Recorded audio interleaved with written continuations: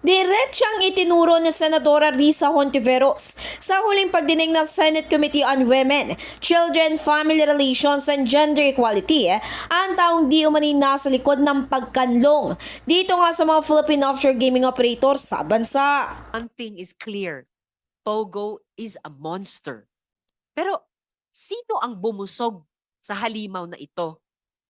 Mga kaibigan, this photo was given to us by one of our key informants, and it further deepens what we already know. Michael Yang is a key actor in Chinese intelligence operations here. Michael Yang nasangkot sa Pharmally, and if the reports are accurate, sa drug operations dito.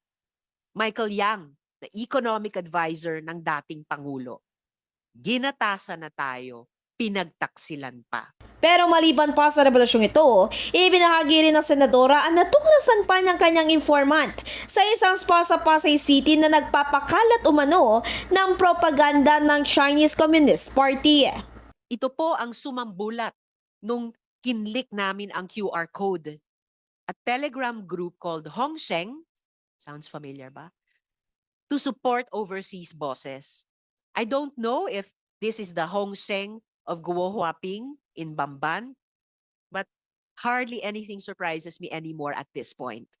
It also has a video containing a mishmash of anti-US statements and a call to serve the motherland. Kasunod nito, tiniyak na National Intelligence Coordinating Agency na tututukan nila ang national security concern na lumitaw sa pagdinig ng komite. Sa huli, matapos ang 5 taon at mahigit 10 beses na pagdinig sa Senado, formal na nga sinarado ng senadora ang pagdinig hinggil sa illegal na pogo. Samantala, binigyan din naman ng senadora na ang laban na ito ay hindi lang para sa lahat ng mga Pilipino na nabiktima ng Pogo Hub dito sa loob ng bansa pero maging sa labas. Maliban pa roon, ang sabi din niya ay ito rin daw ay para sa laban ng lahat nga ng mga mamayang Pilipino na nahihirapan sa pagkuha ng kanilang mga ID at maging dokumento.